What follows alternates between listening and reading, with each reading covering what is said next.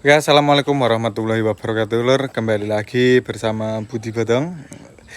Oke, di video kali ini saya mau bikin video tentang penyetelan fleksibel biar bunyinya itu kenceng, ngir-ngirnya itu ya. Kalau di kantor kan identik dengan ngir-ngir-ngir ya, itu adalah suara fleksibel ya, sebenarnya bukan suara turbo. Jadi kalian salah paham. Banyak sekali yang salah paham tentang suara fleksibel dan suara turbo.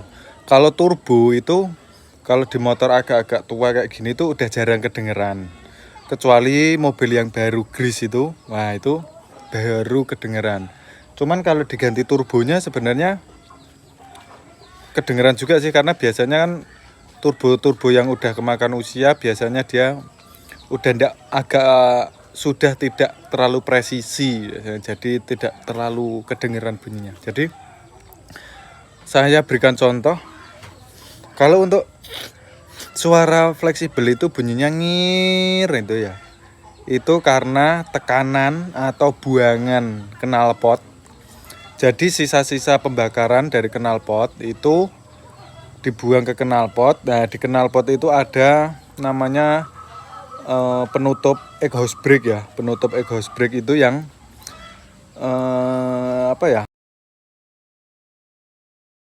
vakum ya. Vakumnya itu dia itu kalau nggak digunakan itu dia posisinya lurus seperti ini. Jadi angin atau sisa-sisa pembakaran dari knalpot tekanannya itu dia langsung keluar.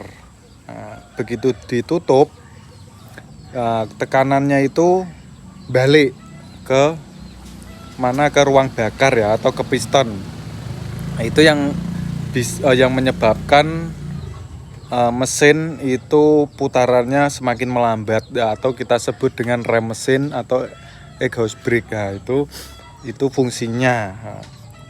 Terus kita akan menyetel kemiringan. Jadi untuk exhaust brake tadi kita setel, untuk vakumnya ini itu kita setel secara miring seperti ini. Fungsinya jadi angin itu keluar, dia nabrak ke dinding fleksibel. Jadi dia tidak lari lurus, cuman larinya ke atas. Ke atas nabrak dinding fleksibel seperti itu, Lur. Oke ya. Langsung saja kita praktek ke armadanya. Oke. Oh ya, sebelum videonya lanjut, saya mau nerangin dulu sedikit. Jadi masih banyak yang belum tahu Canter HD sama Canter SS ya, tipenya ya. Tipe Canter itu ada sebenarnya gini loh. Sebenarnya tipe Canter ini ada banyak sekali. Itu cuman yang paling laris di pasaran itu cuman ini HD sama SS atau super speed. Nah, itu sebenarnya banyak juga sih. Masih ada Canter yang pertama ya, Canter HD ini. HD seperti punya saya. Terus ada Canter HDF. Canter HDF, HD itu sama tipenya. Ada lagi yang HDX. HDX atau Super HD itu sama juga. Nah, itu HD sama HDX itu lain ya, perbedaannya itu cuman ada di gardan sama per. Nah, itu aja perbedaannya, gardan. Jadi kalau HD ini kan punya saya HD sama HDX itu lebih besaran HDX gardannya lebih besar HDX, makanya dia lebih kuat lagi. Kalau ditanjakan itu dia makanya pasiran atau muatan berat-berat di tambang itu kebanyakan pakai yang HDX atau Super HD. Nah, itu dia lebih kuat. Nah, sedangkan tipe HD punya saya ini itu yang versi tengah. Karena buat tanjakan juga oke, buat lari juga oke, cuman nanggung sih, sebenarnya nanggung. Cuman maksudnya kalau mau lari ke sana masih oke, lari ke sini juga oke. Itu loh, buat tanjakan juga dapat, tenaganya, buat lari juga lumayan dapet larinya ya. Kayak gitu lur. Cuman kalau yang HDX atau Super HD itu kalau buat lari tidak bisa. HDX itu kalau normal itu 80 km per jam itu paling RPM-nya udah tinggi lur. Dibandingkan ya maksudnya kita sama-sama di RPM 3000 ya. Di RPM 3000 itu paling Super HDX itu paling di 80 km. Sedangkan HD itu paling di sekitaran 90-an kilometer. Itu yang ini standar pabrik aja kita ngomonginnya. Terus yang super speed, nah kalau super speed itu khusus buat lari atau buat jarak jauh, buat ekspedisi itu sebenarnya enak di super speed. Karena kalau super speed itu larinya dapat larinya kenceng, gardannya itu lebih kecil. Kalau di motor itu cuman perbedaannya itu di gigi belakang. Jadi gigi belakang itu kalau semakin kecil itu semakin kenceng larinya lur. Nah, kayak gitulah. Kurang lebih penjelasannya kayak gitu. Jadi perbedaannya dari tipe-tipe seperti ini adalah gardan dengan per ya, rata-rata itu aja perbedaannya. Kalau di masalah CC mesin itu sama semuanya. Terus interior juga sama. Ya, cuman itu tok perbedaannya sih. Terus ada yang versi long. Kalau yang versi long itu ada juga yang HDL ada yang 135, juga ada yang 125. Jadi banyak sekali sebenarnya tipenya itu lor. Yang 125 long L itu ada, 125L merah. Nah, itu asli long itu lor. Terus ada yang 136. Kalau 136 itu sebenarnya walaupun standarnya itu udah termasuk long, dia sasisnya memang sudah panjang sebenarnya. Oke. Jadi seperti itu ya untuk tipe-tipe dari Canter ini. Jadi juga harus lihat tipenya ini juga tipe-tipe berpengaruh di harga juga lur. Jadi harga. Jadi kalau super speed sama HD ini lebih mahalan yang HD daripada yang super speed. Selisihnya enggak banyak, cuman selisih karena ini HD ini versi terlaris, ini yang HD versi terlaris. Habis HD itu super speed. Nah, jadi Canter ini kebanyakan yang laku adalah yang HD. Habis itu super speed. Habis super speed itu ya antara yang long sama yang HDX. Nah, itu aja.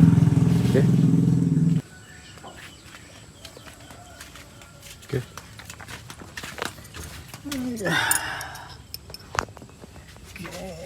Jadi ini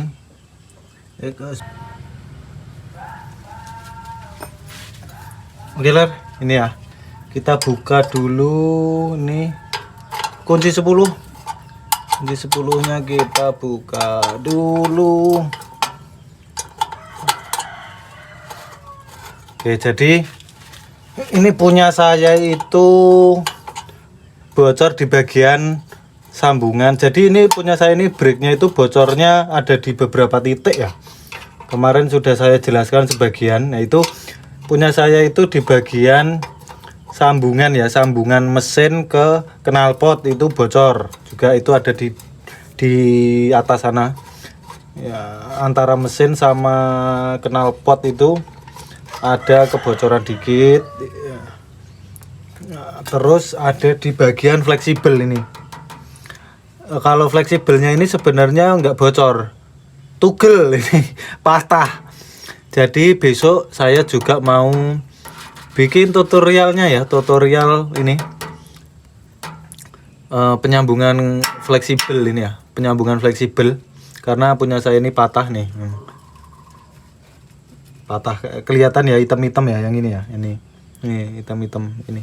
Jadi suaranya ngirnya itu kurang keras karena ini salah satunya ini patah ya, patah atau putus di bagian fleksibel. Nah, di fleksibelnya ini di dalamnya itu cuman besi muter-muter kayak gini lur, besi yang ngulir ya. Kalau kalian ngelihat sok belakang, nah, sok bagian belakang itu dia kan bergelombang kayak gini ya, muter-muter ya, bergelombang ini.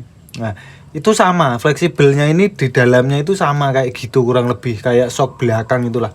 Jadi dia itu besi muter gini sekelilingnya ini sampai sini, dari sini sampai sini kayak gitu, muter ngelilit.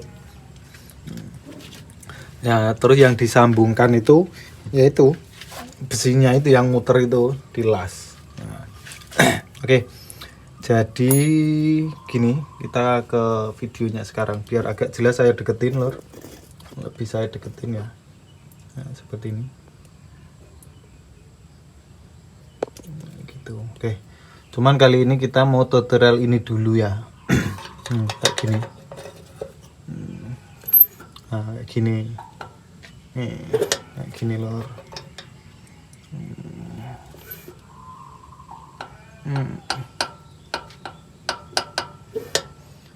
Oke, jadi yang pertama kita setelah itu kita nyari lurusnya ini dulu lur. Jadi yang ini kan ada baut dua ya, ini sama ini ya. Nah, yang ini kita kendorkan dulu. Nah, caranya kita kendorkan dulu. Langsung sini ding, karena yang sana paten ya lur ya. Kayaknya sih paten ini.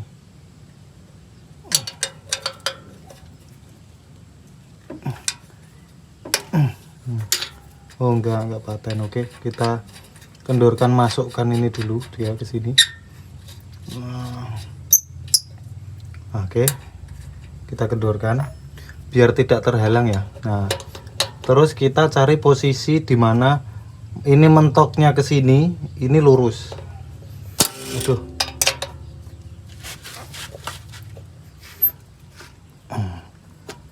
Nah, ini lurus ya. Ini lurus ini lur. Nah, ini berarti dia udah mentok. Nah, kalau enggak ini ringnya ini kita lepas saja.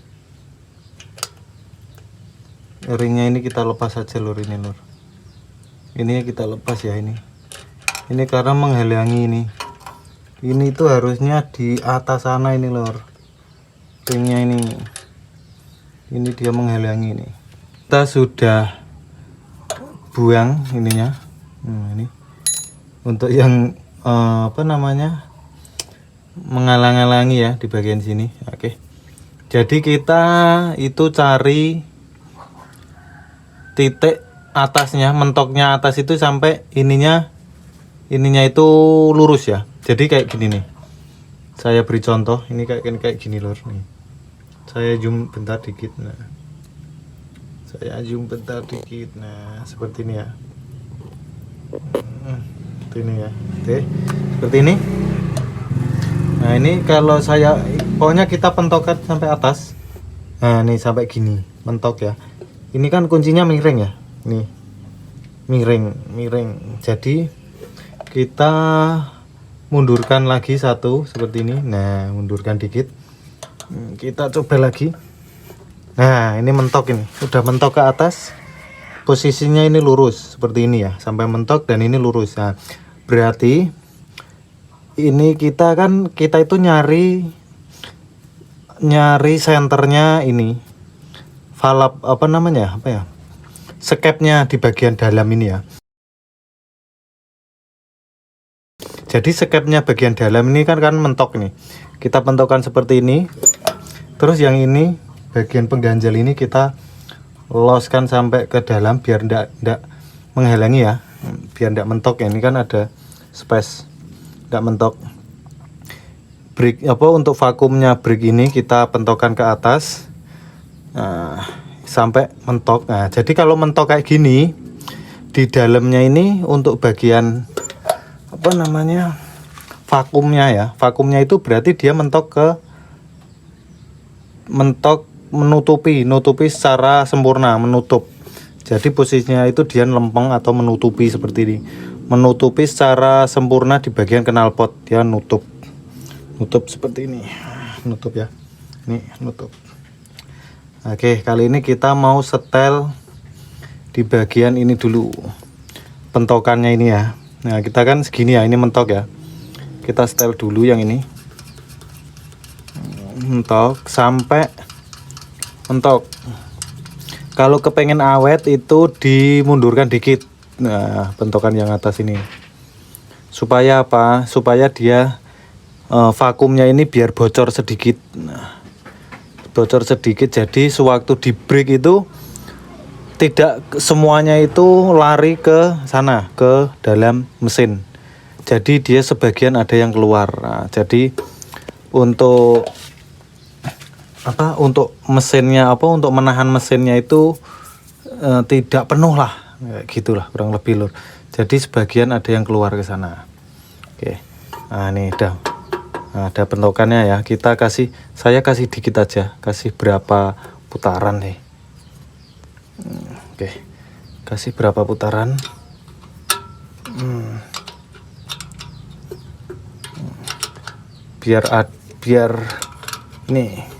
Biar sebagian pada keluar. Jadi di brake secara terus menerus atau di brake lama itu mesin tidak terbebani banget itu. Oke, nah ini udah mentok. Oke, udah mentok segini ya, lurus ya. Nah, ini berarti tandanya dia menutup secara sempurna itu keadaan seperti ini, center seperti ini. Nah, habis itu kita miringkan seperti ini. Nah, seperti ini ya. Jadi vakumnya yang di dalam ini, jadi kita itu nyetel yang tadi itu supaya kita tahu posisinya vakumnya ini seberapa itu loh. Kalau mentok seberapa, kalau miring seberapa. Jadi sebenarnya kalau mentok seperti ini ya, mentok seperti ini, vakumnya itu sebenarnya tidak lurus sempurna. Dia agak miring sedikit. Dia agak miring sedikit seperti ini. Nah, seperti ini. Jadi kurang lebih kita itu segini nanti untuk menyetel di bagian yang bawah. Oke. Kita setel seperti ini.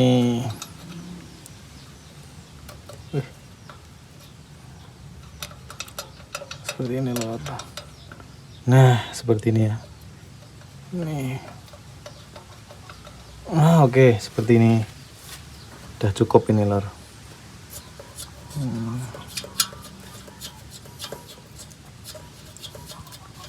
Nah, dan ini kalian setting saja sendiri untuk kemiringannya ini ya. Kemiringannya ini kamu setel sendiri, mau agak naik atau agak turun. Nah, seperti itu. Cuman saya sarankan jangan melebihi berapa ya? 40 derajat lah ya, 40 derajat. Karena kalau kita semakin miring itu sama aja kita menutup bagian exhaust brake ya. Exhaust brake-nya ini, jadi ya tetap nanti untuk aliran buangnya itu malah terhambat kayak gitu, terhambat ya. Jadi tidak terbuang secara sempurna, kayak ngebrake terus lah kayak gitu. Jadi saya cuman berikan segini, ini paling berapa ya, 20 derajat lah ya, sekitar 20 derajatan lah kurang lebih, kira-kira aja ini lur. Nah, segini deh kita kencengin yang ini, yang bagian bawah. Oke,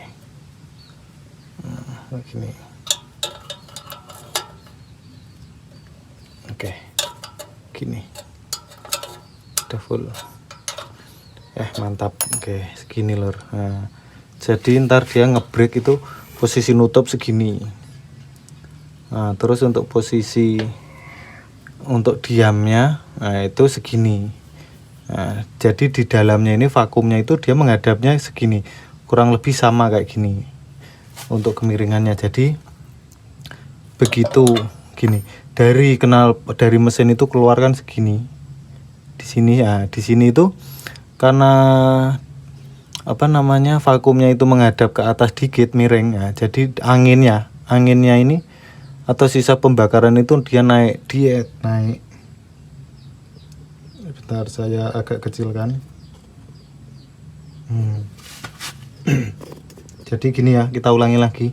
Jadi sisa pembakaran atau sisa buang di sini dari mesin itu dia ke sini.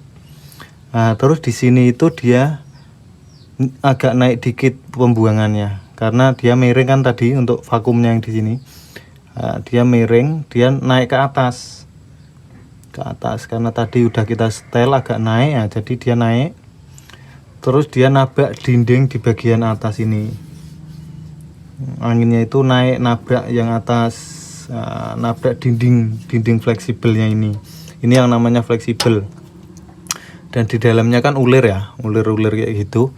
Nah, anginnya itu nabrak di bagian ulir itu tadi, istilahnya seperti angin kejepit. Nah, kalau kalian kentut itu kan bunyi itu tut, nah gitu. Nah, sedangkan ini ya kurang lebih kayak gitu, dipaksa nabrak itu ulir besinya itu. Nah, jadi dia bunyi lor, bunyinya itu ngir kayak di ya yang kalian dengar di truk kantor gitu, kurang lebihnya kayak gitu lor. Oke, ini udah bunyi. Oke, udah kencang ya. Jadi kalau untuk saat ini bunyinya itu tidak maksimal ini, karena seperti saya jelaskan tadi, karena punya saya ini patah di bagian fleksibelnya ini, jadi suaranya nggak begitu kenceng. Cuman besok kalau sudah dilas ini pasti kenceng, bunyinya kenceng pasti ini loh. Jadi kita besok nanti ya, besok saya bikinkan videonya untuk pengelasannya fleksibel ini. Jadi kebanyakan dari orang itu kalau fleksibel patah, cuman ya tergantung patahnya di mana sih ya. Kalau di tengah seperti ini, yang patah tengah itu mungkin agak sulit. Cuman kalau patahnya itu agak ke belakang, nah itu masih bisa lah, masih oke dilas. Sekarang banyak juga yang menyarankan ganti dari itu ya, Forum ya. Merek Forum itu ada, ini lebih kenceng itu bunyinya, cuman harganya juga lumayan. Ini harganya itu berapa ya? Kurang lebih 500-an ribu ya kayaknya ini, 500-an ribu. 500-an ribu itu dari mana ya? Dari sini ya, dari sini sampai ke belakang sini. Di bawah belakang sini lah. Itu 500 ribu. Dari sambungan ke sambungan. Kayak gitu kurang lebih. Cuman kalau untuk aslinya orinya itu juga kurang lebih berapa ya? Ya kurang lebih di 400-an kayaknya. 400-an lebih dikit kayaknya. Kalau yang ori punya kantor. Nah, kalau sedangkan ini dilas ngelas paling biaya ya 50.000 lah. 50.000 paling mahal ya paling 75 ribuan. Nah, jadi mending mana, mau ganti atau mau dilas, kayak gitu aja. Cuman saya kalau punya ada uang sih mending ganti, enggak apa-apa, enggak masalah, yang bagus sekalian. Cuman karena saya lagi ngirit, karena ada target lagi yang lumayan, jadi saya mau las dulu ini besok ini untuk fleksibelnya. Oke. Oke, cukup ya untuk video pembuatan ini. Saya pastikan dulu kencang lagi. Oke. Oke, sudah kencang. Kita tutup. Nah, jadi kemarin yang saya ganti itu ini untuk rumah-rumahannya ini, sengnya ini, yang warna hijau ini. Ini saya beli second. Ini cuman ori. Karena kalian kalau cuman beli ininya tok, besinya ini nggak ada. Kalian mau cari di toko online, di toko-toko ini nggak ada ini lor. Jarang. Misalkan ada pun jarang, paling 1, 2, 3 toko. Adanya itu belinya satu set. Satu setnya apa aja? Jadi vakum ini, vakum karet brick sama rumah-rumahannya. Terus ini rumah-rumahannya bricknya ini. Terus sama dalemannya apa enggak ya? Saya kurang tahu. Kalau sama ini kayaknya ya sama ini. Terus vakum yang di sini. Vakum ini di dalamnya kan dia ada vakum buka nutup seperti ini ya. Nah, sama yang dalamnya ini. Pokoknya satu kotak seperti ini. Nah, itu di harga 1.500.000-an kalau tidak salah. Sedangkan saya beli ini tuh, ini bekasan, ini juga tetelan punya kantor. Ini harganya kemarin saya beli copotan itu cuman 150.000. Nah, kayak gitu. Cuman ini juga ori kantor.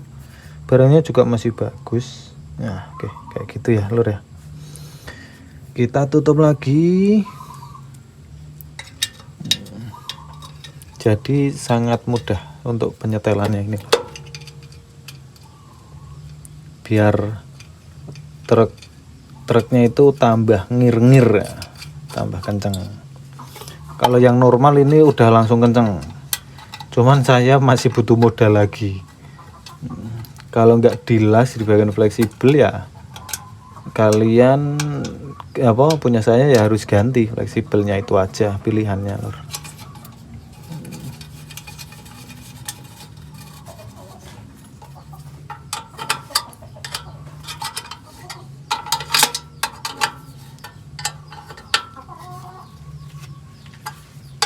Dan di video selanjutnya mungkin kapan-kapan ya saya bikinkan video cara saya main handbrake.